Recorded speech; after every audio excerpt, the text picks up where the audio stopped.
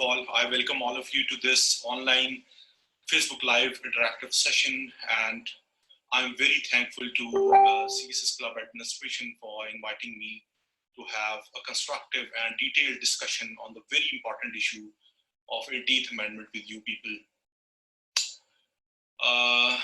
First of all, let me introduce myself first.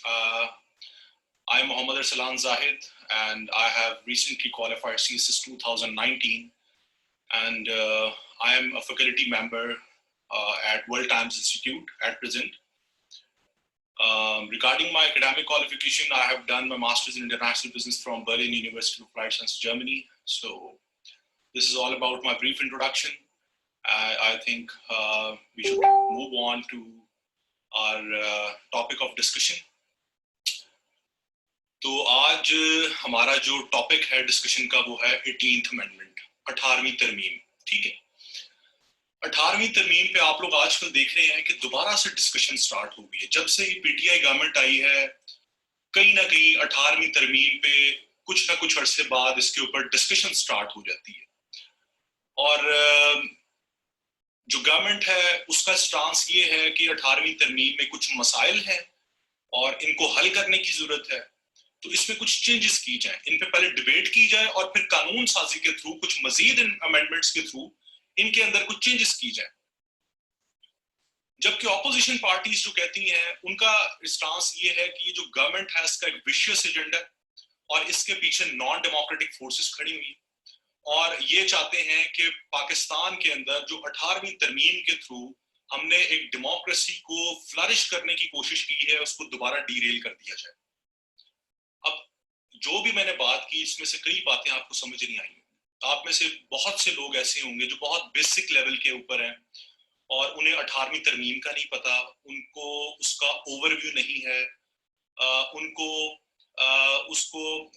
उसकी significance का नहीं पता 18वीं तरमीम का, पाकिस्तान के पॉलिटिकल सिस्टम के लिए उसकी सिग्निफिकेंस क्या है. तो मैं आज इन चीजों पे कॉम्प्रिहेंसिवली आप लोगों से बात करूंगा. मैं थोड़ा सा इसको स्ट्रक्चर्ड वे में लेके चलूंगा इस लेक्चर को. मैं आपको पहले बता देता हूं कि हमारा एजेंडा क्या होगा, हमारी टाइमलाइन क्या होगी, हम किस तरह से 18वीं तरमीम को डिस्कस करेंगे. और मेरी कोशिश ये है कि आप सब लोग मुख्तलिफ बैकग्राउंड से हैं. आप में से कई लोग शायद मेरे से भी ज्यादा अच्छा नॉलेज हो आपका 18th अमेंडमेंट पे, लेकिन कई लोग बिल्कुल बेसिक लेवल पे हों. तो चूंकि ये एक ऑनलाइन सेशन है और इसमें बहुत से लोग मुझे सुन रहे हैं, तो मेरी कोशिश होगी कि मैं इस लेक्चर को बेसिक लेवल से शुरू करूं ताकि एक आम स्टूडेंट, आम से मुराद मतलब ये है कि जिन स्टूडेंट्स के पास बेसिक नॉलेज भी नहीं है उनको भी इसकी अंडरस्टैंडिंग हो जाए. ठीक है, तो शुरू करते हैं. सबसे पहले मैं आपको एक हिस्टोरिकल पर्सपेक्टिव में बताऊंगा कि पाकिस्तान के अंदर मसाइल क्या क्या है जिसकी वजह से जरूरत पेश आई कि ये 18वीं तरमीम को पाकिस्तान में नाफिज किया जाए. फिर हम देखेंगे ये 18वीं तरमीम जो है इसके अंदर इसके फीचर्स क्या हैं, इसमें क्या खासियत है कि पिछली जो 17 तरमीम हुई हैं आइन के अंदर वो इतनी सिग्निफिकेंट नहीं थी जितनी 18वीं तरमीम सिग्निफिकेंट है. क्या अहमियत है इसकी पाकिस्तान के पॉलिटिकल सिस्टम के लिए, पाकिस्तान की डेमोक्रेसी के लिए. उसके बाद हम देखेंगे कि इसके अंदर शॉर्टकमिंग्स क्या हैं, इसके अंदर मसाइल क्या हैं जिसकी वजह से आज जो गवर्नमेंट है वो कहती है कि जी इसमें कुछ मजीद चेंजेस की जाएं, इसमें कुछ मसाइल हैं. वो मसाइल भी फिर हम अभी बाद में जाकर जो है वो डिस्कस करेंगे. ठीक है, तो ये हमारा एजेंडा होगा. स्टार्ट करते हैं 18th अमेंडमेंट से. अमेंडमेंट कहते किसको है? अमेंड का मतलब होता है to change. Amend is a verb which means to change, किसी चीज को बदल देना. ठीक है, तो अमेंडमेंट का मतलब होता है आप जब कॉन्स्टिट्यूशनल अमेंडमेंट का मतलब होता है कि आपका मुल्क एक रूल्स एंड रेगुलेशंस के मुताबिक चल रहा होता है जिसे हम आइन कहते हैं. कानून के मुताबिक, आइन के मुताबिक. वो रूल्स एंड रेगुलेशंस जब मुल्क बनता है तो सेट कर लिए जाते हैं कि जी हम इसके तहत अपना मुल्क चलाएंगे. तो उन रूल्स एंड रेगुलेशंस में कुछ अरसा जैसे जैसे टाइम गुजरता है उस टाइम के गुजरने के साथ साथ ये एहसास होता है कि अब इसके अंदर कुछ चेंजेस करने की जरूरत है आइन के अंदर. ठीक है, तो फिर उस आइन में तब्दीलियां की जाती हैं जिन्हें हम अमेंडमेंट्स कहते हैं. ठीक है, तो 18वीं तरमीम का मतलब कि हमारे मुल्क में इस टाइम जो आइन चल रहा है जिसके मुताबिक, जिसके थ्रू हम इस मुल्क को रन कर रहे हैं, गवर्न कर रहे हैं, वो है 1973 का आइन. 1973 के आयन में 18वीं दफा जो तब्दीली की गई और 18वीं तब्दीली की गई 18th, उसे हम कहते हैं 18th कॉन्स्टिट्यूशनल अमेंडमेंट। अब ये क्यों की गई, इसका मकसद क्या था, इसकी सिग्निफिकेंस क्या है, इसमें इसके अंदर शॉर्टकमिंग्स क्या है, और आज जो डिबेट हो रही है वो हो क्या रही है और इसका क्या सोल्यूशन है, इस पे मैं डिटेल से बात करता हूं। ठीक है, यहां तक अगर आपका कोई क्वेश्चन है तो मुझे कमेंट में पूछ सकते हैं। मेरी रिक्वेस्ट आप लोगों से ये होगी कि आपके जितने क्वेश्चंस हैं आप उसको नोट डाउन करते जाएं।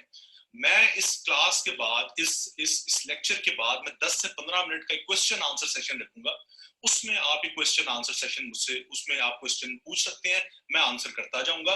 अगर आप दरमियान में क्वेश्चंस पूछते जाएंगे तो उससे दो चीजें होंगी, एक मेरी अटेंशन डाइवर्ट होगी क्योंकि मैं कमेंट्स पढ़ने लग जाऊंगा, फिर मुझे भूल जाएगा कि क्या क्या हम बात कर रहे थे। दूसरा ये कि जब मैं आपके सवालात के जवाब देना शुरू कर दूंगा तो वो हम एक टॉपिक से डेविएट हो जाए। तो बेहतर ये है कि आपको क्लियर अंडरस्टैंडिंग हो, उसके लिए आप लोग थोड़ा कोऑपरेट मेरे साथ करें।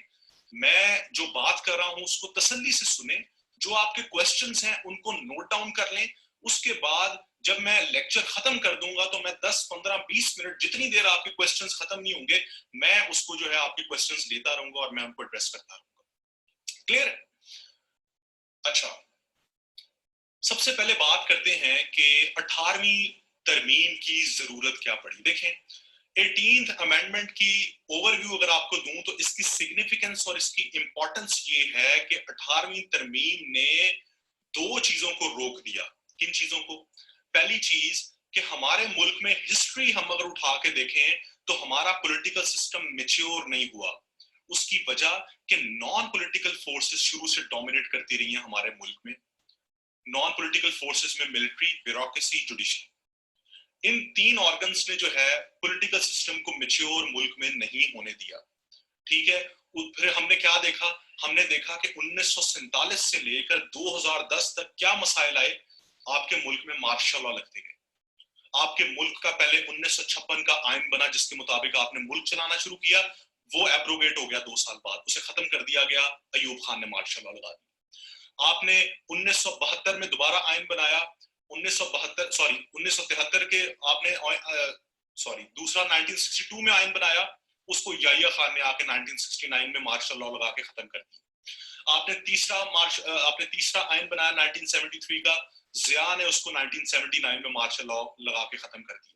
उसके बाद जिया की जब डेथ हुई, उसके बाद कॉन्स्टिट्यूशन को दोबारा 1973 के कॉन्स्टिट्यूशन को रिवाइव किया गया। तो फिर उसके बाद क्या हुआ? मुशर्रफ ने आके मार्शल लॉ लगा दिया और आइन को एब्रोगेट कर दिया। तो सवाल ये पैदा होता है कि क्या आइन को एब्रोगेट करना, सस्पेंड करना इतना आसान था कि कोई भी मिलिट्री डिक्टेटर आता था, वो आकर जो है वो उस आइन को एब्रोगेट कर देता था और मार्शल लॉ लगा देता था, और मुल्क जिन कवानीन के मुताबिक चलना चाहिए था, जिस एक स्ट्रक्चर के थ्रू चलना चाहिए था, उसको आप साइड पे कर देते थे और आकर आप अपनी मर्जी से मुल्क चलाना शुरू कर देते थे। तो यही कुछ होता आया हमारे मुल्क में। तो जब आपका पॉलिटिकल सिस्टम वीक था, जब नॉन डेमोक्रेटिक फोर्सेस आपके मुल्क में आना शुरू हो गई, तो उससे सबसे बड़ा नुकसान क्या हुआ कि आपके मुल्क में गवर्नेंस खराब होना शुरू हो गई। लोगों को राइट्स मिलना बंद हो गए, लोगों तक जो है ह्यूमन डेवलपमेंट पहुंचना बंद हो गई। लोग जो है वो सफर करना शुरू हो गए, भूख से लोग सफर करना शुरू हो गए, रिलीजियस किस्म के जो आपके एथनिक कॉन्फ्लिक्ट शुरू हो गए, आपके रिलीजियस कॉन्फ्लिक्ट शुरू हो गए, आपके मुल्क के अंदर लॉ एंड ऑर्डर खराब हो गया, आपके मुल्क के अंदर एजुकेशन का निजाम खराब हो गया, आपके मुल्क में हेल्थ का निजाम खराब हो गया। उसकी वजह ये थी कि आपके मुल्क में कोई डेवोल्यूशन ऑफ पावर का कॉन्सेप्ट नहीं था। आपके मुल्क में कोई ऐसा निजाम नहीं था कि आपका पॉलिटिकल सिस्टम स्ट्रांग हो और वो पॉलिटिकल सिस्टम वहां से पावर निचले लेवल तक डिवॉल्व हो, निचले लेवल तक लोगों को इख्तियारात मिले और लोग खुशहाल हो। तो हुआ क्या? इससे आपके मुल्क की डायनामिक्स खराब होना शुरू हो गई, और डायनामिक्स खराब होते होते इतनी खराब हो गई कि सबसे पहले हमसे ईस्ट पाकिस्तान अलहदा हुआ। ईस्ट पाकिस्तान क्यों अलहदा हुआ था? वो इसी वजह से अलहदा हुआ था कि हम उनको उनके राइट्स नहीं दे रहे थे। वो चाहते थे लोगों की रिप्रेजेंटेशन, असल में वो डेमोक्रेट्स थे, वो सही मायनों में पाकिस्तान में डेमोक्रेसी इंश्योर करना चाहते थे। हमारी जो नैरो एलीट बैठी हुई थी, ब्यूरोक्रेसी, मिलिट्री, वो नहीं चाहती थी कि पाकिस्तान के अंदर किसी न किसी तरह से डेमोक्रेसी फ्लरिश हो। तो आखिर में क्या हुआ, हमसे ईस्ट पाकिस्तान ने बगावत की और वो अलहदा हो गया। आज बलूचिस्तान में 1970 से सेपरेटिस्ट मूवमेंट्स चल रही हैं, बलूचिस्तान लिबरेशन आर्मी, इस तरह की ग्रुप्स उधर ऑपरेट कर रहे हैं। आज पश्तून तहफ़्फ़ुज़ मूवमेंट जैसे ग्रुप आपके मुल्क में ऑपरेट कर रहे हैं। आज आपके मुल्क में महाजिर खड़े हो गए कि हमें राइट्स दें, हमारा अलहदा सूबा करें। आज आपके मुल्क में हजारा खड़े हो गए, वो कहते हैं हमारा अलहदा सूबा करें। क्यों कहते हैं? क्योंकि आप उनको उनके राइट्स नहीं दे रहे, आप सही तरह से मुल्क गवर्न नहीं कर पा रहे, आपके पास वो मैकेनिज्म नहीं है, आप पावर डिवॉल्व नहीं नीचे तक करना चाहते, आप उनको निचले लेवल तक इख्तियारात नहीं मिल रहे, उनकी बातें नहीं सुनी जा रही। इस वजह से आज वो नाराज हैं आपसे और आज वो कहते हैं कि हमें पाकिस्तान से कोई लेना देना नहीं है, हमारा एथनिसिटी बेसिस पे आप सूबे बनाएं। तो ये जो शुरू से आपके पॉलिटिकल सिस्टम वीक रहा, डेमोक्रेटिक फोर्सेस को ऊपर। जी मेरी आवाज क्लियर आ रही है जी आपको? ये कोई शायद इंटरनेट का इशू आ गया था, मुझे जरा कंफर्म कीजिएगा आप मुझे सुन पा रहे हैं?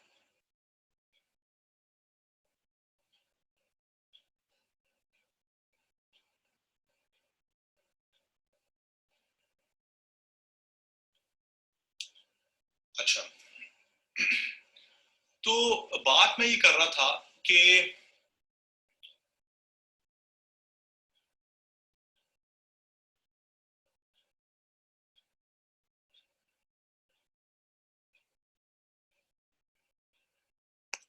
अच्छा जी, तो बात मैं ये कर रहा था कि हमारे मुल्क में गवर्नेंस, हमारे मुल्क का पॉलिटिकल सिस्टम वीक था, वो वीक हुआ और उसके बाद हमारे मुल्क में गवर्नेंस खराब हुई और उस गवर्नेंस का सबसे बड़ा नुकसान हमारे मुल्क को हुआ कि हम नेशनल लेवल पर डिसइंटीग्रेट हो गए। आज पाकिस्तान को सबसे बड़ा मसला नेशनल डिसइंटीग्रेशन का, ठीक है। तो बात करते हैं कि 18th अमेंडमेंट की क्या सिग्निफिकेंस है। 18th अमेंडमेंट ने ऐसा क्या कर दिया कि आज हम इसको लैंडमार्क समझते हैं पाकिस्तान की डेमोक्रेटिक हिस्ट्री में, ठीक है। इससे भी पहले थोड़ी सी और मैं एक एडिशन कर दूं, 1973 का जब आयन बना था तो वो एक ट्रू मायनों में पाकिस्तान एक फेडरेशन, जो है वो फेडरेशन, फेडरल गवर्नमेंट की बुनियाद रखी गई थी, जहां पर ऊपर सेंट्रल गवर्नमेंट हो और नीचे सूबे में, और प्राइम मिनिस्टर जो है वो ऑल इन ऑल हो, प्राइम मिनिस्टर के पास इख्तियारात हो, और प्राइम मिनिस्टर जो है वो मिलिट्री के जितने भी आर्मी चीफ्स हैं उनकी अपॉइंटमेंट कर सके, और सारी पावर्स जो है प्राइम मिनिस्टर के पास हो। एक पार्लियामेंट्री सिस्टम ऑफ गवर्नमेंट को इंश्योर किया गया 1973 के आयन में। लेकिन हुआ ये कि जब जियाउल हक ने 1973 का जो आयन है उसको एब्रोगेट किया 1979 के अंदर, तो उसके बाद जो उसने जब उसको रिवाइव किया तो रिवाइव करते हुए उसने एक तरमीम कर दी 1973 के आयन में जिसे कहा जाता है 8th अमेंडमेंट, ठीक है, या आरसीओ। 1985 के अंदर 8वीं तरमीम की गई थी जिसमें जिया ने एक शिक अंदर डाल दी थी, प्रोविजन डाल दी थी जिसे कहा जाता है 58(2)B, और आई होप आप सब लोगों को 58(2)B का पता होगा। 58(2)B क्या प्रोविजन थी? वो ये थी कि सदर के पास इख्तियार है कि वो किसी भी गवर्नमेंट को कोई भी असेंबलियां किसी भी वक्त तोड़ सकता है डॉक्ट्राइन ऑफ नेसेसिटी के थ्रू, कि कभी भी जरूरत समझता है कि अगर जी इस टाइम जरूरत है कि हम असेंबलियां तोड़ दें तो वो तोड़ सकता है। आर्टिकल 58(2)B जिया ने इंट्रोड्यूस करवाया था 1985 में, और फिर हमने देखा 1985 से सन 2000 तक 4 गवर्नमेंट्स बदली, 5।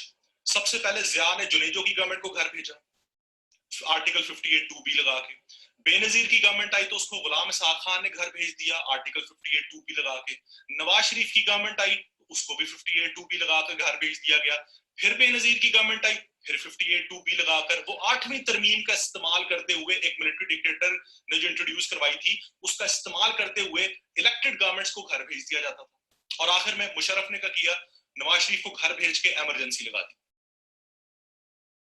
ठीक हो गया। अब ये जो 8th अमेंडमेंट थी, जब नवाज शरीफ का 97 के अंदर, ये ना मैं अभी बैकग्राउंड बता रहा हूं आप लोगों को, तो कंफ्यूज नहीं होना आप लोगों ने, मैं अभी थोड़ा सा बैकग्राउंड बना रहा हूं कि 18th अमेंडमेंट क्यों जरूरी थी और क्या उसकी सिग्निफिकेंस है। तो मैं आपको बता रहा हूं 18th अमेंडमेंट से पहले पाकिस्तान की डेमोक्रेसी का कैसे बेड़ा गर्क किया गया, जिसकी वजह से 18th अमेंडमेंट ने आके किसी हद तक हमारी डेमोक्रेसी को बचाया, ठीक है।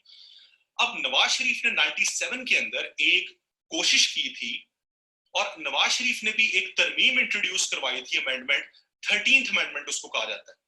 13th अमेंडमेंट के थ्रू नवाज शरीफ ने 8th अमेंडमेंट को खत्म कर दिया था और ये आर्टिकल 58 2B वाली जो चीज थी उसको खत्म कर दिया था, और दोबारा से इसने पार्लियामेंट्री डेमोक्रेसी को इंश्योर करने की कोशिश की थी। लेकिन क्या हुआ, मुशर्रफ आया, उसने 13th अमेंडमेंट भी खत्म कर दी, उसने एक तरह का सस्पेंड कर दिया आयन, और उसने आकर फिर इमरजेंसी लगा दी।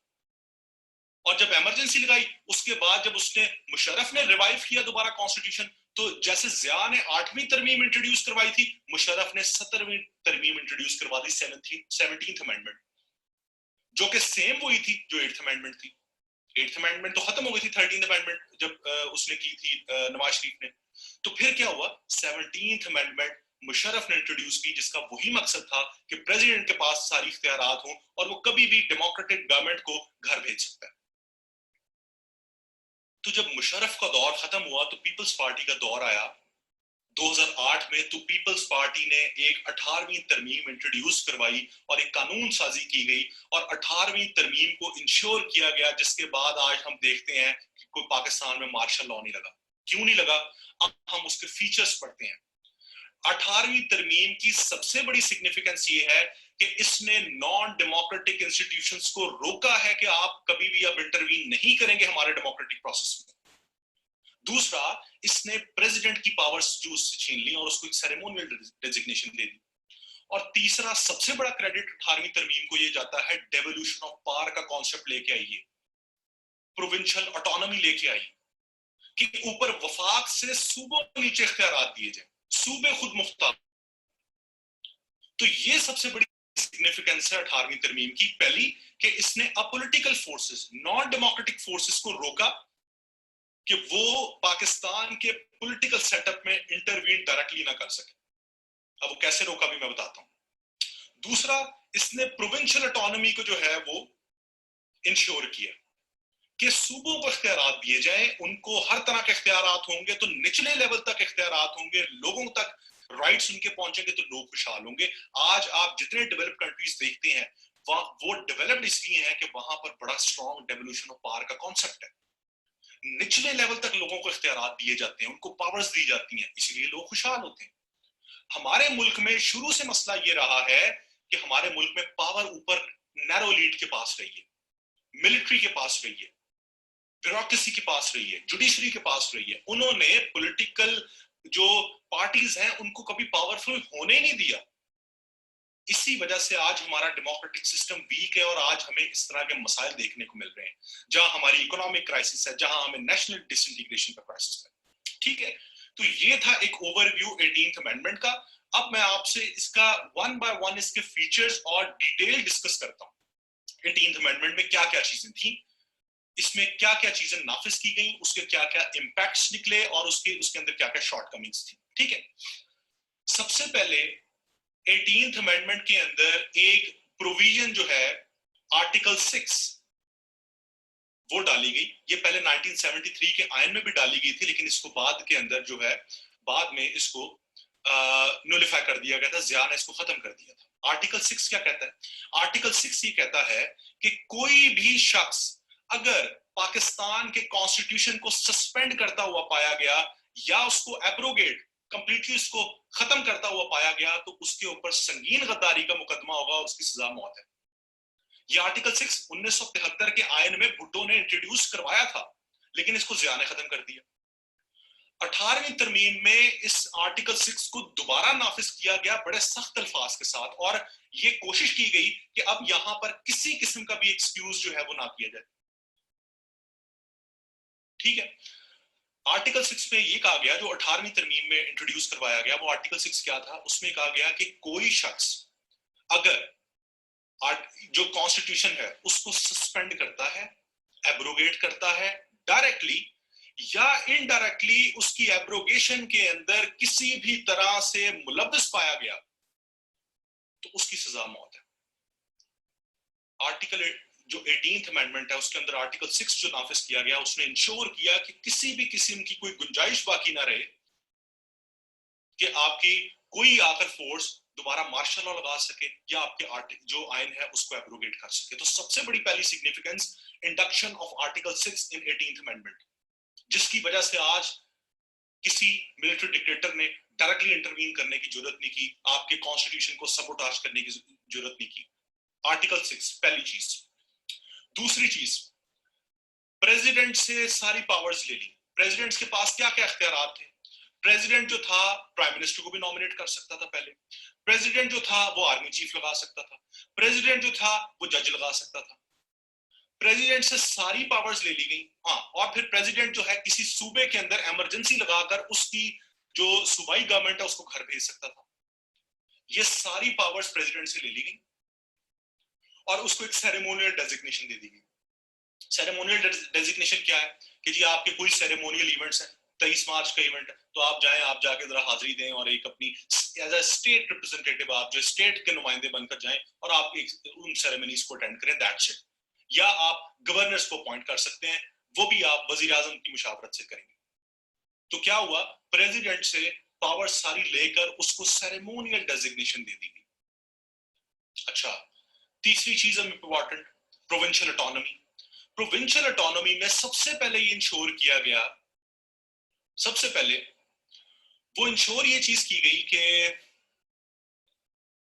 जो सूबे हैं, जैसे पहले प्रेसिडेंट वहां पर इमरजेंसी लगा सकता था, लेट्स सपोज खुदा न खास्ता पंजाब के आज हालात खराब हो जाते हैं तो प्रेसिडेंट के पास पहले इख्तियार था, प्रेसिडेंट जो है उधर गवर्नर राज लगा सकता था, वहां पे इमरजेंसी लगाकर वो हटा दे उसको डेमोक्रेटिक गवर्नमेंट को और घर भेज दे और गवर्नर राज लगा दे और खुद उसको एडमिनिस्ट्रेट करे गवर्नर के थ्रू। अब क्या है, अब खुदा न खास्ता किसी सूबे के अंदर हालात खराब होते हैं तो आप तब तक उधर इमरजेंसी नहीं लगा सकते। आपको सबसे पहले वो जो कंसर्न सूबाई असेंबली है वहां से 2/3 मेजोरिटी के साथ उससे इजाजत लेनी पड़ेगी और इजाजत लेकर जो है वो आपको ये इमरजेंसी लगानी पड़ेगी। अगर वो सूबा आपको इजाजत नहीं देता, उसकी असेंबली आपको इजाजत नहीं देती तो आप इमरजेंसी नहीं लगा सकते। अच्छा यार, पहली बात मैं जरा बाद में आता हूँ, ये कमेंट्स में ना मुझे मेरी समझ से बाहर है कि आप सब लोग पढ़े लिखे लोग हैं। ये कमेंट्स में किस तरह के आप लोग कमेंट्स करना शुरू कर देते हैं? आपको अगर लेक्चर को पसंद नहीं आता आप ना सुने, आप अंदर ही वो अपने ही आप पैट्रियटिज्म शुरू हो जाता है, कोई आपकी कोई शुरू हो जाता है, ना आपके पास कोई बैकग्राउंड नॉलेज होता है, ना आपको कोई अकल होती है, आप ऐसे ही शुरू हो जाते हैं अंदर, ना कोई आपके पास नॉलेज है।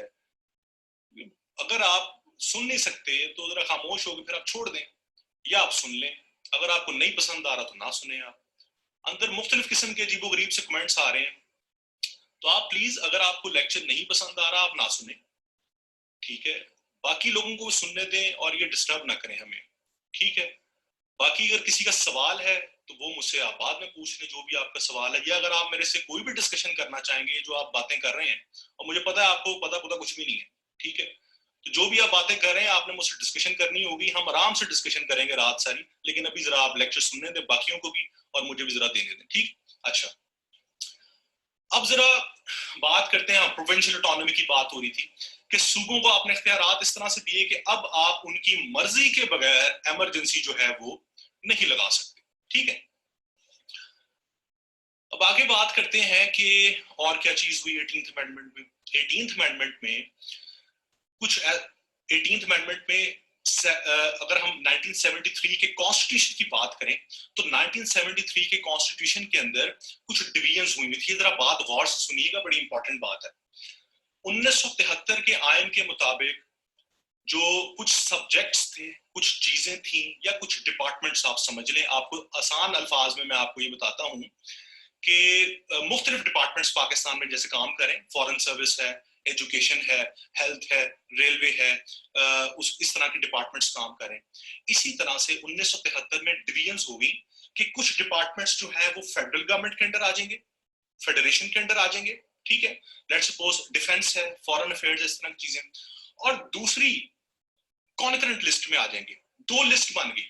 जैसे मैं कहता हूं कि जी आप सारे लोग बैठे हुए हैं, आप में से चंद लोग ए लिस्ट में आ जाएं, चंद लोग बी लिस्ट में आ जाएं। अब ए लिस्ट क्या है? ए लिस्ट को जी मैं खुद देखूंगा, मैं आप लोगों को खुद एडमिनिस्ट्रेट करूंगा। बी लिस्ट में क्या है? मैं तो करूंगा ही, मेरे साथ एक मेरा दोस्त है, पार्टनर है, हम दोनों मिलकर जो है वो आपको बी लिस्ट को जो है एडमिनिस्ट्रेट करेंगे। इसी तरह से 1973 के अंदर दो लिस्ट बन गई, ठीक है, एक फेडरल लिस्ट और एक concurrent list.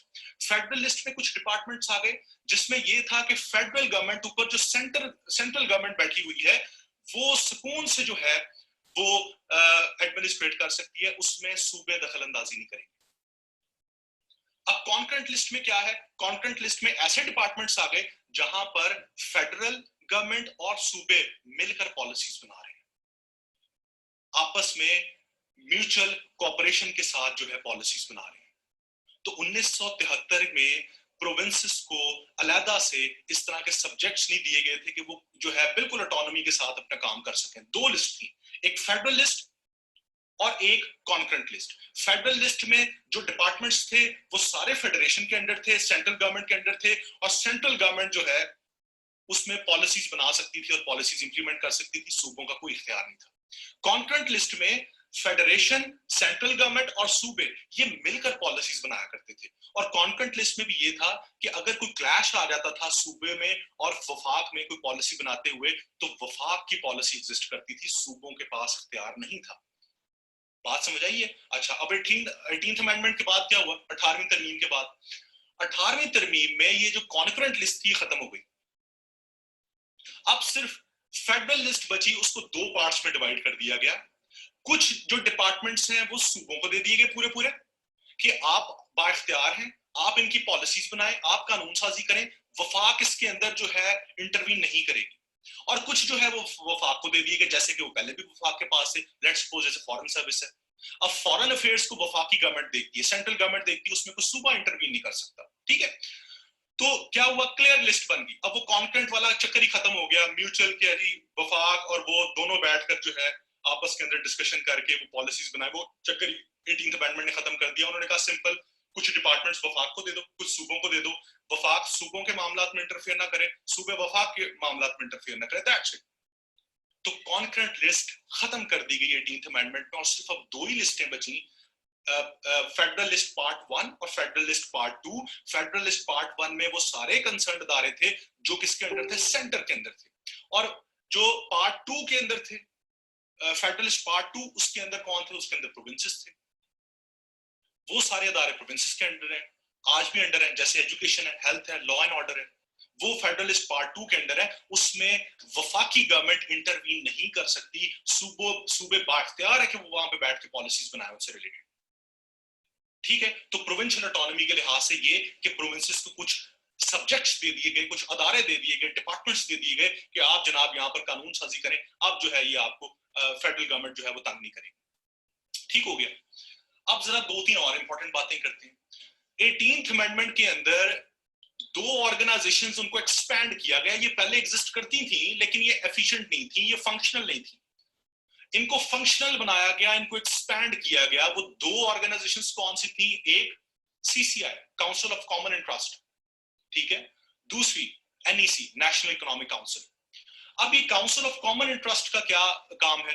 Council of common interest का जो चेयरमैन है उस काउंसिल का, वो वजीर आजम है, और वजीर आजम के नीचे जो हायरार्की है वो 4 चीफ मिनिस्टर्स हैं। हर चीफ मिनिस्टर का एक एक अपने साथ रिप्रेजेंटेटिव है उस सूबे से। 8 ये लोग हो गए, एक प्राइम मिनिस्टर हो गया, और प्राइम मिनिस्टर के नॉमिनेटेड 4 लोग हैं नेशनल असेंबली से। तो कितने टोटल? 15 लोग हो गए काउंसिल ऑफ कॉमन इंटरेस्ट के अंदर। काउंसिल ऑफ कॉमन इंटरेस्ट को बनाने का मतलब क्या है, या मकसद क्या है? काउंसिल ऑफ कॉमन इंटरेस्ट को बनाने का मकसद ये है कि वफाक और सूबों के दरमियान जितने क्लैशेस आ रहे हैं, इनके दरमियान जो मसाइल खड़े हो रहे हैं, इनको किसी न किसी तरह से कोप अप किया जा सके। ठीक है, फेडरल गवर्नमेंट और प्रोविंसेस के दरमियान जो क्लैशेस चल रहे हैं या इंटर प्रोविंशियल क्लैशेस चल रहे हैं, वो काउंसिल ऑफ कॉमन इंटरेस्ट में बैठकर मशावरत के साथ उन मामलात को जो है तय कर लिया जाए। काउंसिल ऑफ कॉमन इंटरेस्ट को इस तरह से इन्होंने एक्सपैंड किया।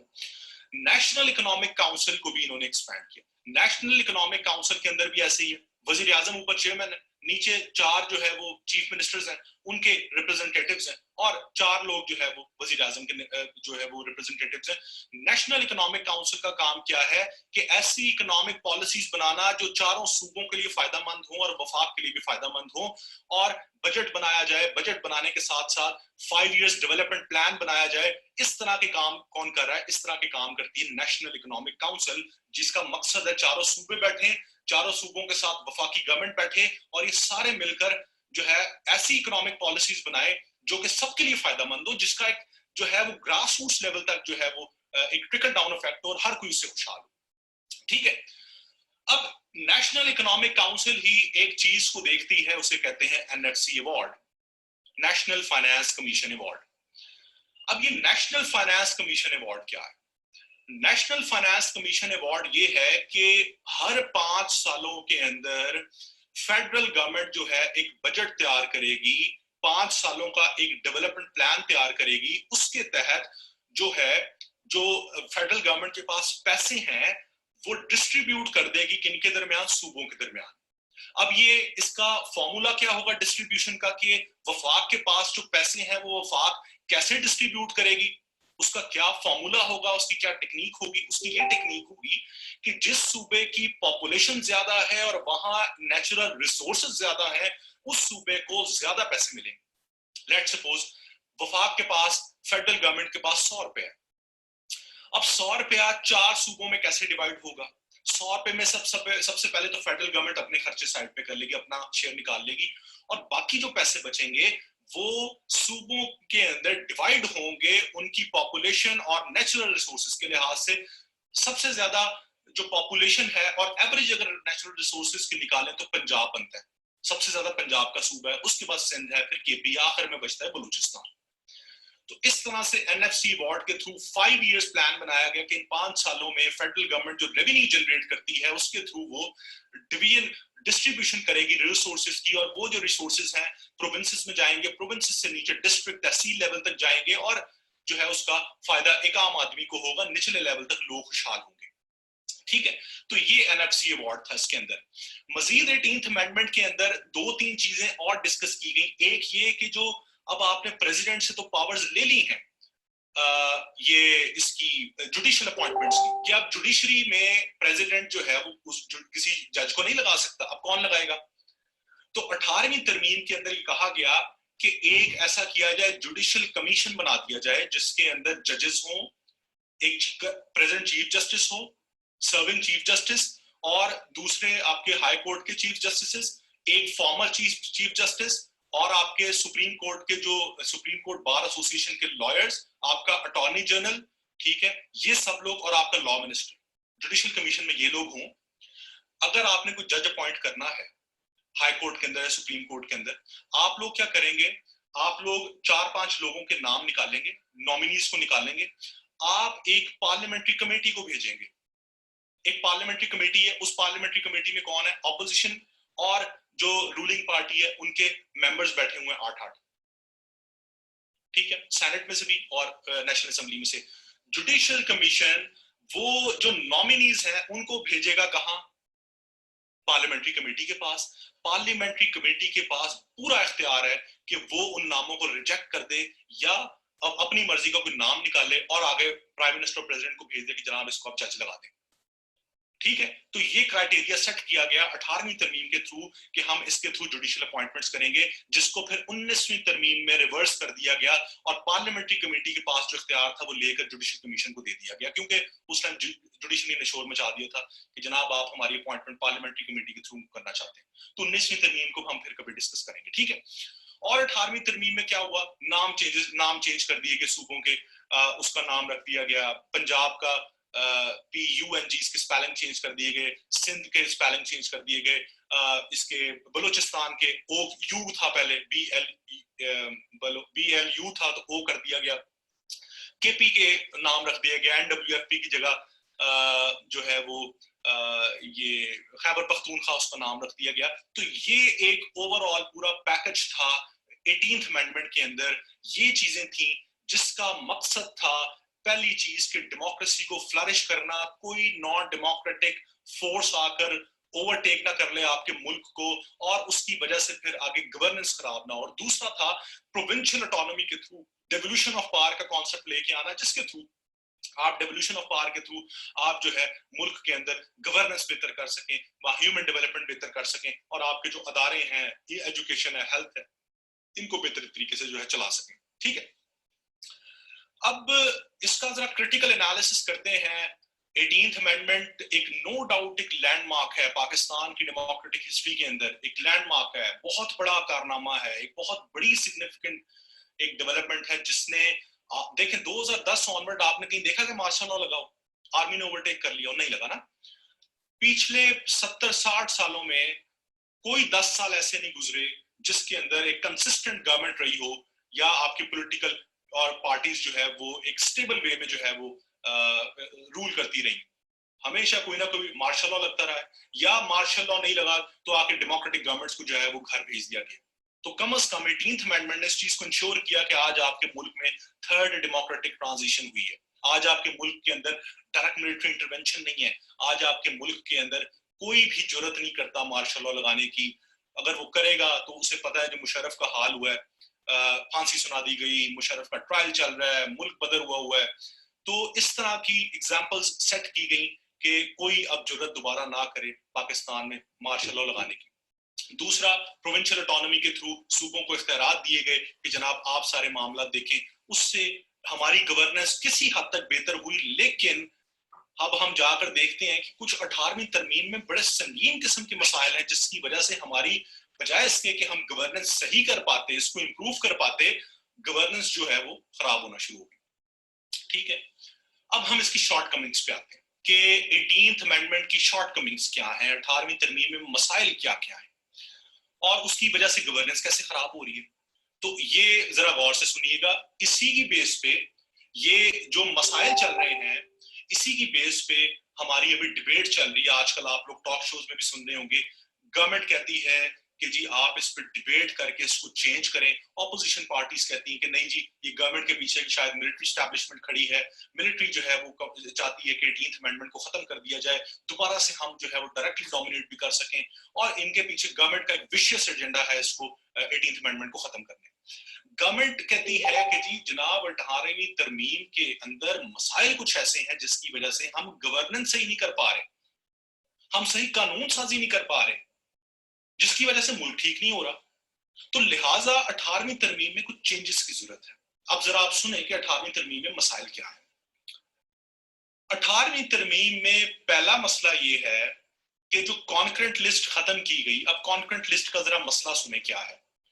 कॉन्करेंट लिस्ट खत्म करने से कुछ मसाइल पैदा हो गए। कॉन्करेंट लिस्ट क्या करती थी, इसमें कुछ सब्जेक्ट्स थे जिसमें वफाक और सूबे मिलकर आपस में मशावरत से पॉलिसीज बनाते थे। अब वो मशावरत खत्म हो गई, अब वो कॉन्करेंट लिस्ट ही खत्म हो गई, वो सब्जेक्ट्स ही खत्म हो गए।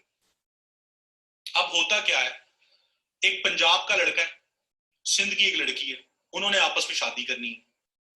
अब वो किस कानून के तहत शादी करेंगे? आया उनके ऊपर सिंध मैरिज एक्ट लगेगा या पंजाब मैरिज एक्ट लगेगा? कोई किसी की औलाद पैदा हुई है, उसका डोमिसाइल रिलेटेड मसाइल आ जाएंगे। उसकी माँ जो है वो किसी और प्रोविंस से है, बाप किसी और प्रोविंस से, कौन सा डोमिसाइल लागू होगा? ठीक है, अब इस तरह के आप कुछ जो है वो कॉम्प्लिकेशंस आ गए निचले लेवल तक। कोई डाइवोर्स अगर होनी है, डाइवोर्स के पर्सपेक्टिव में कौन से एक्ट्स लगेंगे? सूबाई कोई एक्ट लगेगा या फेडरेशन का एक्ट लगेगा? अब ये क्या हुआ, ये छोटे लेवल पर ये मसाइल खड़े हो गए, सोसाइटल लेवल पर। अब जो सोसाइटल प्रॉब्लम है उसको एड्रेस करने के लिए जो कॉन्करेंट लिस्ट थोड़ा बहुत काम कर रही थी, अब वो नहीं है। ठीक हो गया, कॉन्करेंट लिस्ट जो है वो अब नहीं एग्जिस्ट कर रही। तो यहां पर कुछ सोसाइटल लेवल पर आपके कुछ मसाइल खड़े हो गए। दूसरी बात कि 18वीं तरमीम के तहत जो आपने सूबों को कुछ सब्जेक्ट्स दिए हैं, उसमें कुछ ऐसे सब्जेक्ट्स चले गए सूबों के पास जिससे पाकिस्तान के अंदर बहुत संगीन नुकसान पहुंचे। आपने क्या किया, तालीम सूबों को दे दी कि जनाब ये तालीम का शोबा, तालीम का सब्जेक्ट आपका है, हर सूबा अपनी अपनी पॉलिसीज बनाए। तो सूबों ने क्या किया, सूबों ने अपना अपना तालीमी निजाम नाफिज करना शुरू कर दिया। आज केपीके के अंदर एक तालीमी निजाम डिफरेंट है, पंजाब का डिफरेंट है, कि बलोचिस्तान का डिफरेंट है और सिंध का डिफरेंट है। पंजाब के अंदर जो प्राइवेट स्कूलिंग है वो डोमिनेट करती है, केपीके के अंदर मदरसा सिस्टम डोमिनेट करता है, बलोचिस्तान के अंदर भी मदरसा सिस्टम डोमिनेट करता है, क्योंकि वहां पर कोई प्राइवेट स्कूलिंग नहीं है, प्राइवेट यूनिवर्सिटीज नहीं है वहां पर, ऐसे मदारिस वहां पर डोमिनेट करते हैं। सिंध के अंदर मिक्स है, अंदरून सिंध में पब्लिक स्कूलिंग है, कराची वाली साइड पे आपकी प्राइवेट स्कूलिंग डोमिनेट करती है। तो हुआ क्या, आपके मुल्क में कोई नेशनल इंटीग्रेटेड एजुकेशन सिस्टम नहीं है। ठीक है, आपके मुल्क में कोई national integrated education system exist नहीं करता। क्यों? क्योंकि हर सूबा अपनी पॉलिसीज बना रहा है, वफाक कुछ भी नहीं कर सकती है। और जब हर सूबा अपनी पॉलिसीज बना रहा है तो आपका एजुकेशन सिस्टम सोशल क्लासेस में डिवाइड हो चुका है। प्राइवेट स्कूलिंग किसके लिए? अमीर लोगों के लिए। पब्लिक स्कूलिंग किसके लिए? लोअर मिडिल क्लास के लिए। और मदारस सिस्टम किसके लिए? गरीब लोगों के लिए।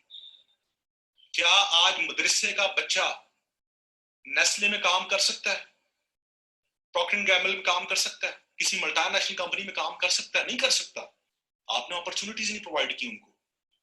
वो सिर्फ एक मौलवी बन सकता है, वो एक इमाम मस्जिद बन सकता है, इससे ज्यादा कुछ नहीं बन सकता। आपने उसको अपॉर्चुनिटीज ही नहीं दी, क्योंकि आपकी जो प्रोविंस है उसका जो एजुकेशन सिस्टम है वो उतनी ही हद तक है। आज आपकी मल्टीनेशनल कंपनीज में लम्स के बच्चे काम कर रहे हैं, या वो काम कर रहे हैं जो एचिसोनियन है, या वो काम कर रहे हैं जो पिकन हाउस से पढ़े हुए हैं, प्राइवेट स्कूलिंग, उनके पास ये अपॉर्चुनिटीज है। आपकी एजुकेशन डिवीजन की वजह से आपका सोसाइटल सिस्टम डिवाइड हो गया, क्योंकि नेशनल इंटीग्रेटेड एजुकेशन पॉलिसी कोई नहीं है आपके मुल्क में। इसी तरह से हेल्थ का निजाम देख लें, आपके पास कोई नेशनल इंटीग्रेटेड हेल्थ पॉलिसी भी नहीं है। ये तो अच्छी चीज है। एक काउंटर नैरेटिव ये है, कुछ लोग कहते हैं जी अच्छा किया है कि सूबों को आपने इख्तियार दे दिया कि वो हेल्थ पॉलिसीज बनाए। क्यों? क्योंकि सूबों में मुख्तलिफ किस्म की डिजीजेस हैं। पंजाब में डेंगू है, केपीके में नहीं है, सिंध में नहीं है। सिंध में वहां पे कहत पड़ रहा है, पानी नहीं है, गंदा पानी है, बच्चों में माल नरिशमेंट हो रही है, बच्चे मर रहे हैं भूख से। पंजाब में वो नहीं है। तो हर सूबा अपने लिहाज से हेल्थ पॉलिसीज बनाएगा, तो अच्छी बात तो है ये, लेकिन अच्छी बात असल में नहीं है। क्यों? उसकी वजह यह है कि आपको दवाइयां आप खुद तो प्रोड्यूस नहीं करते, दवाइयां तो आपको इंपोर्ट करनी पड़ती हैं, और इंपोर्ट वो फेडरल गवर्नमेंट करती है। इंपोर्ट करने का जो इख्तियार है वो आपके सूबों के पास नहीं है। जो ड्रग्स इंपोर्ट करती है वो फेडरल गवर्नमेंट के पास इख्तियार है। तो मसला फिर आ गया, यहां पर आ गई ना कॉम्प्लिकेशन, कि इंपोर्ट करने का इख्तियार है गवर्नमेंट के पास, फेडरल के पास, पॉलिसी बनाने का आपने इख्तियार दे दिया सूबों को, तो मसला आ गया ना। इसी तरह से लॉ एंड ऑर्डर देख लें, एक integrated law and order situation कोई नहीं है पंजाब में। अब जाकर ये एक्ट इन्होंने चेंज किया, नहीं तो मुशर्रफ का 2002 का एक्ट चल रहा था, और मुशर्रफ से पहले 1861 का चल रहा था। ये 2011-10 ऑनवर्ड्स आके चारों सूबों ने अपने अपडेट किए हैं ये पुलिस ऑर्डर। ये सिंध में 1861 का चल रहा था, बलोचिस्तान में अब जाके चेंज हुआ है, केपीके में अब जाके 2013-14 के अंदर चेंज हुए हैं। 1861 के चल रहे थे, 2015, 16, 17, 18, 19, 20, 21वीं सदी के अंदर आप 1861 का जो है पुलिस ऑर्डर चला रहे हैं। कोई सूबा उसने अपडेट कर लिया, किसी ने नहीं किया। जिसने नहीं किया, और किन मुल्कों ने नहीं किया, किन सूबों ने नहीं किया? बलूचिस्तान, केपीके, जहां सबसे ज्यादा टेररिज्म है, जहां पर सबसे ज्यादा जरूरत है लॉ एंड ऑर्डर की, वहां पर 1861 के चलते आ रहे थे। ये मसाइल हैं आपके 18th अमेंडमेंट में, जो एड्रेस नहीं कर सकी 18th अमेंडमेंट। फिर सब इससे भी सीरियस मसला मैं आपको बताता हूं, जो असल जिस पे गवर्नमेंट कह रही है कि हमसे बात करें, इसको चेंज करें 18th अमेंडमेंट को, वो है एनएफसी अवार्ड का मसला। अब जरा गौर से बात सुनिए, टेक्निकल बात है। एनएफसी अवार्ड का मैंने आपको बताया कि 5 साल के अंदर गवर्नमेंट ने जो रेवेन्यू जनरेट कर रही है, सेंट्रल गवर्नमेंट, उसने सूबों को एनएफसी अवार्ड के थ्रू वो पैसे जो है वो ट्रांसफर करने हैं। दो चीजें हैं, एक तरफ आप वफाकी गवर्नमेंट जो है उसकी पावर्स उससे छीन रहे हैं, दूसरी तरफ आप उस पर जिम्मेदारी भी डाल रहे हैं कि आपके पास जो रेवेन्यू आ रहा है आपने वो जनरेट करके देना है, जनरेट करके उसको बांटना है सूबों में। दूसरा, एक आपने मजीद इससे भी ज्यादा सख्त कंडीशन वफाक पे लगा दी कि आपने जो पिछली दफा एनएफसी अवार्ड के थ्रू पैसे सूबों को दिए थे, अगली दफा आपने उससे ज्यादा देने हैं। लेट्स सपोज पिछली दफा 100 रुपया था फेडरल गवर्नमेंट ने कमाया, उसमें से 20 रुपए अपने रखे, 80 रुपीज उसने सूबों में बांट दी उनकी पॉपुलेशन के लिहाज से। इस दफा वफाकी गवर्नमेंट पे जिम्मेदारी है कि वो 80 से ज्यादा पैसे जो है वो उसके अंदर बांटेगी सूबों के अंदर, उससे कम नहीं बांट सकती, कॉन्स्टिट्यूशन की खिलाफ वर्जी हो जाएगी। अब आपके जो मसाइल चल रहे हैं इस टाइम पे गवर्नमेंट के, जो इस टाइम हालात चल रहे हैं इकोनॉमी के, गवर्नमेंट कहां से रेवेन्यू इकट्ठा करे? अब गवर्नमेंट के पास पिछली दफा से ज्यादा रेवेन्यू ही नहीं जनरेट हो रहा, तो गवर्नमेंट किस तरह पिछली दफा से ज्यादा पैसे सूबों को दे देगी? नहीं देगी तो आइन की खिलाफ वर्जी, इसलिए अभी तक बैठे हुए हैं, एनएफसी अवार्ड अप्रूव नहीं हो रहा।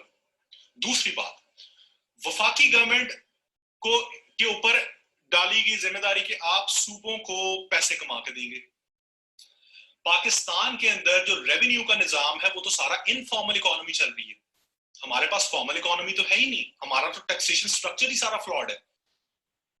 हमारा सिर्फ एक अदारा फेडरल बोर्ड ऑफ रेवेन्यू पूरे मुल्क से टैक्स इकट्ठा कर रहा है, जो कि हो ही नहीं रहा उससे। डिस्ट्रिक्ट लेवल पर, तहसील लेवल तक, निचले लेवल तक कोई मैकेनिज्म ही नहीं है ये इकट्ठा करने का, टैक्स इकट्ठा करने का। अब उसे हो क्या रहा है? वफाकी गवर्नमेंट जो टैक्स इकट्ठा करती है, रेवेन्यू जनरेट करती है, वो करती है इनडायरेक्ट टैक्सेस के ऊपर, डायरेक्ट टैक्सेस पे नहीं। डायरेक्ट टैक्स क्या होता है? डायरेक्ट टैक्स हमेशा उस बंदे पे लागू होता है जिसकी एक स्टैंडर्ड से ऊपर इनकम होती है, गरीब आदमी पर टैक्स नहीं लगता।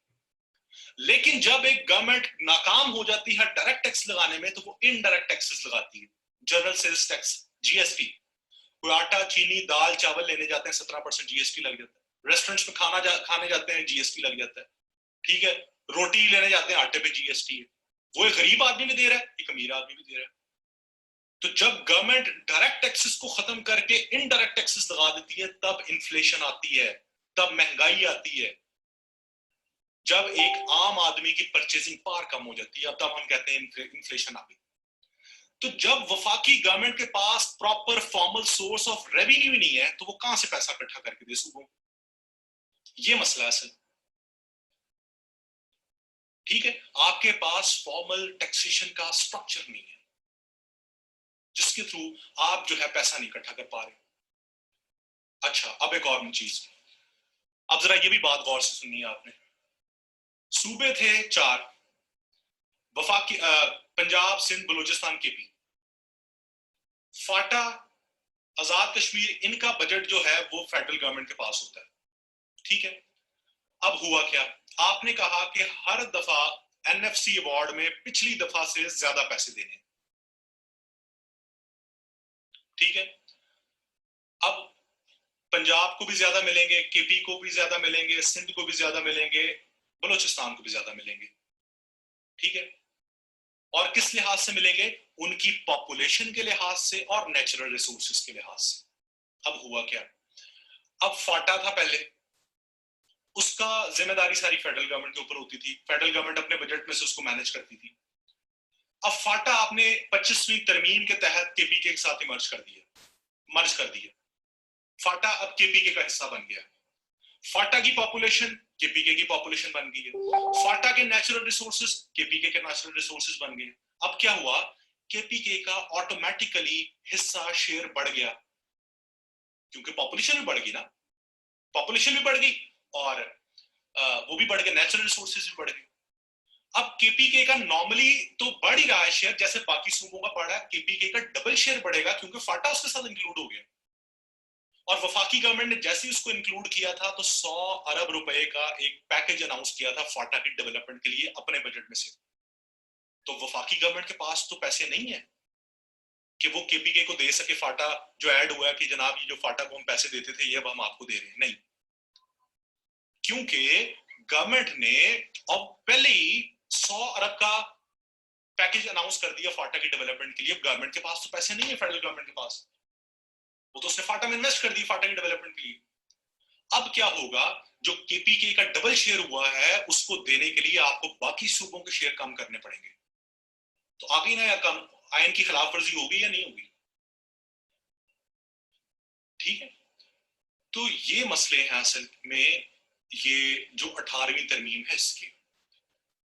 अब डिबेट क्या शुरू हो गई है, फेडरल गवर्नमेंट और जो प्रोविंसेस हैं उनके दरमियान मसला, सॉरी, इस टाइम जो इमरान खान की गवर्नमेंट है और पीपल्स पार्टी है उसमें क्लैश क्या आ रहा है? क्लैश ये आ रहा है, पीटीआई कहती है कि जनाब 10 साल हो गए हैं 18वीं तरमीम को नाफिज किए हुए और आज तक इसके ऊपर कोई पार्लियामेंट्री डिबेट ही नहीं हुई। और डिबेट नहीं हुई, अब हम गवर्नमेंट में है तो गवर्नमेंट में हमें ये मसाइल आ रहे हैं, इकोनॉमी ठीक नहीं हो रही, इकोनॉमी की वजह से हम ये सूबों को शेयर नहीं दे पा रहे, सूबों को शेयर नहीं दे रहे तो वहां से फिर आवाजें उठ रही हैं प्रोविंशियलिज्म की।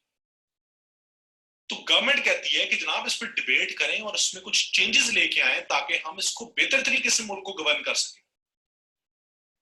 गवर्न तो तभी होगा ना जब आप एनएफसी वार्ड के थ्रू पैसे देंगे। जब आपसे एनएफसी वार्ड का मसला ही हल नहीं हो रहा तो आप कैसे पैसे देंगे? जब आपसे एजुकेशन का मसला हल नहीं हो रहा, आपकी कोई नेशनल इंटीग्रेटेड एजुकेशन पॉलिसी कोई नहीं है, तो किस तरह आप जो है वो अपने सूबों को चलाएंगे? तो ये मसाइल आ रहे हैं जिसकी वजह से गवर्नमेंट कहती है कि आप डिबेट करें। अभी कोरोना का इशू चल रहा है, कोरोना के अंदर फेडरल गवर्नमेंट कहती है कि इस टाइम पे कोरोना से लड़ने के लिए पूरे पाकिस्तान की एक यूनिफॉर्म किस्म की पॉलिसी होनी चाहिए। हर सूबा जब अपनी पॉलिसीज बनाएगा तो उसके अंदर यूनिफॉर्मिटी नहीं होगी और उस तरह से हम कोरोना से नहीं लड़ सकते। तो लिहाजा ये रेस्ट्रिक्शन हमारे ऊपर 18th अमेंडमेंट ने लगाई है कि वफाक इस तरह के इमरजेंसी मेजर्स नहीं ले पा रहा जिससे हम जो है कुछ सूबों को डिक्टेट कर सकें या उन पर नाफिज कोई चीज कर सकें। हमारे पास पावर्स ही नहीं है। और जब हर सूबा अपनी मर्जी कर रहा है तो आपके मुल्क में इस इमरजेंसी सिचुएशन में मसाइल खड़े हो रहे हैं। तो लिहाजा 18th अमेंडमेंट पर डिबेट की जाए और कुछ सब्जेक्ट्स दोबारा वफाक को दिए जाएं ताकि वफाक सही मायनों में गवर्नेंस बेहतर कर सके।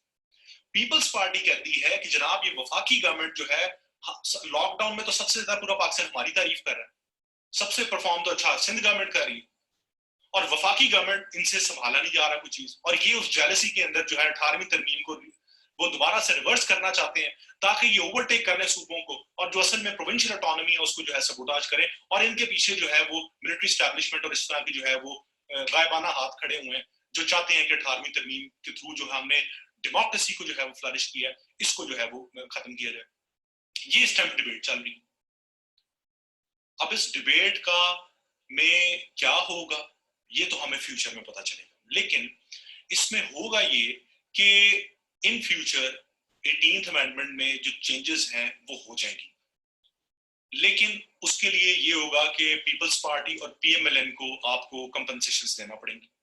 कुछ आप लोगों ने जो करप्शन केसेस इनके ऊपर खोले हुए हैं, नैब ने खोले हुए हैं, इनको पॉलिटिकल बेसिस के ऊपर वो खत्म करना होंगे। कुछ आपने जो सजाएं इनको दी हैं वो खत्म करना होंगी। कुछ आपको इनको जो है वो मजीद कुछ कंपनसेशन देना होंगी और तब ये फिर आपको आपकी बात मानेंगे कि जी चले ठीक है और हम इसमें लेजिस्लेशन में हम आपका रोल प्ले कर देते हैं। और आपको गारंटीज देनी होगी कि डेमोक्रेसी के जो इसके अंदर बड़े सेंसिटिव किस्म की चीजें हैं, आर्टिकल 6 है, प्रेसिडेंट की पावर्स हैं, प्रोविंशियल ऑटोनॉमी के अंदर जो सीसीआई है, एनईसी है, एनएफसी की कुछ सेंसिटिव चीजें उनको ना छेड़ा जाए। अगर उनको छेड़ा तो फिर हम नहीं मानेंगे क्योंकि पीटीआई गवर्नमेंट के पास 2/3 मेजोरिटी नहीं है, ना सेनेट में ना नेशनल असेंबली में। ठीक है, तो हमेशा जो कानून साजी होती है ये दोनों हाउसेज में होना जरूरी होती है। अगर आप नेशनल असेंबली के अंदर बिल रखते हैं वो पहले नेशनल असेंबली से पास होकर सेनेट में जाता है, सेनेट से फिर वो रेटिफाई होता है, फिर वो ऊपर प्रेसिडेंट के पास जाता है, प्रेसिडेंट के पास सिर्फ उसने फॉर्मेलिटी करनी होती है। तो असल में ये दो हाउसेज के पास आपकी 2/3 मेजोरिटी होनी चाहिए अगर आप कोई तरमीम लाना चाहते हैं, कोई चेंज कोई करना चाहते हैं। तो पीटीआई के पास तो नहीं है।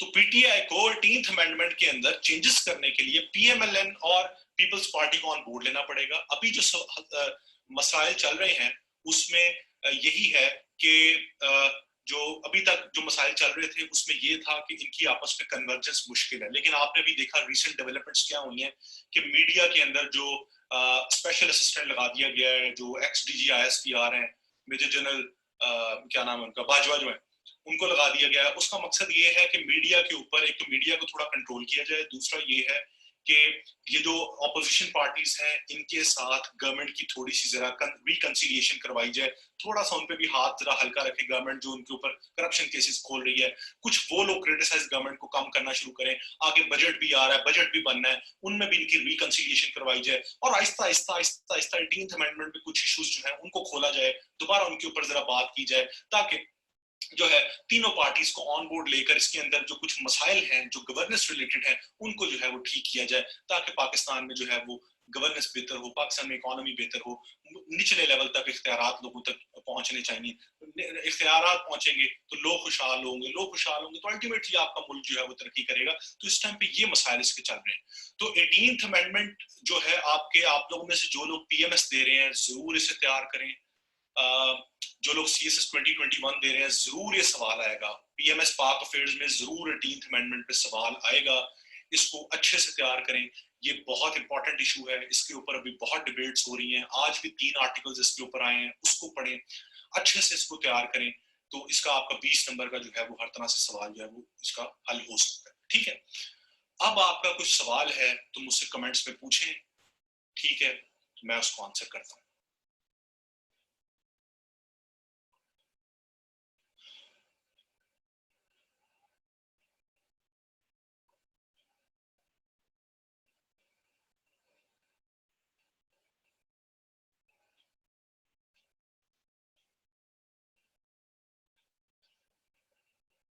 इस सवाल यूनस ने पूछा है कि जी ये 18th अमेंडमेंट का क्रेडिट सिर्फ पीपल्स पार्टी को देना चाहिए। देखें जी, पीपल्स पार्टी के साथ साथ पीएमएलएन को भी देना चाहिए। पीपल्स पार्टी के पास मेजॉरिटी तो थी लेकिन पीएमएलएन ने सपोर्ट किया था और इन्होंने एक मिसाक जमहूरियत साइन किया था, उसके तहत फिर आगे जाके 18th अमेंडमेंट में इन्होंने मुशावरत के साथ की थी, लेकिन ऑब्वियस बात पीपल्स पार्टी को ज्यादा क्रेडिट पीपल्स पार्टी को जाता है क्योंकि ये पावर में थे उस टाइम, और जरदारी चूंकि खुद उस टाइम सदर था और उसके पास सारी पावर्स थी तो उसने सारी पावर्स डिवॉल्व की थी, तो ये जाता है।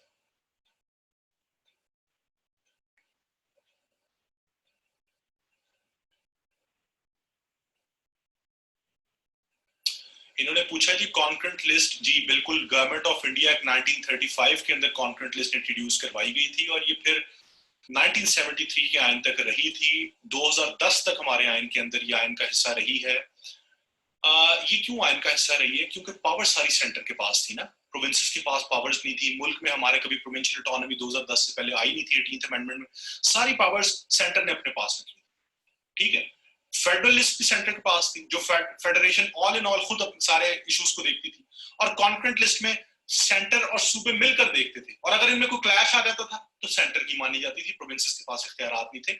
तो सेंटर ही शुरू से स्ट्रॉन्ग रहा है पाकिस्तान में 2010 तक। तो ये गवर्नमेंट ऑफ इंडिया एक्ट में ब्रिटिश ने ये इंट्रोड्यूस करवाई थी कॉन्करेंट लिस्ट, का मतलब ही ये था कि प्रोविंसेस को ऑटोनॉमी ना दी जाए, खुद गवर्नर जनरल अपने हाथ में सारी चीजें रखें। ठीक है, तो ये तब से जो है ये इसके अंदर वो हुई हुई है। ये इन्होंने कहा है जी kindly repeat CCI and NCO तो नहीं है, NEC है, CCI council of common interest है और NEC नेशनल इकोनॉमिक काउंसिल है। काउंसिल ऑफ कॉमन इंटरेस्ट का काम है जितने भी सूबों के दरमियान क्लैशेस हैं या वफाकी गवर्नमेंट और सूबों के दरमियान क्लैशेस हैं उनको खत्म किया जाए, मशावरत के साथ मिल बैठकर मामला को तय किया जाए, जैसे कालाबाग डैम है, पानी के मसाइल हैं, रिसोर्सेज के, फाइनेंशियल रिसोर्सेज के मसले हैं, बिजली के मसाइल हैं, इस तरह के मसले CCI में बैठकर मशावरत के साथ हल किए जाए, बैठकर बात की जाए। NEC का मतलब है नेशनल इकोनॉमिक काउंसिल, कि आप ऐसी इकोनॉमिक पॉलिसीज बनाए जिसका ट्रिकल डाउन इफेक्ट हो, सारे सूबे उससे फायदा उठाएं, डेवलपमेंट जो है वो आप बजट बनाएं, डेवलपमेंटल कैंपेन्स चलाएं, प्रोजेक्ट्स लगाएं सारे सूबों में, जिससे आप जो है सूबों को अपलिफ्ट कर सकें।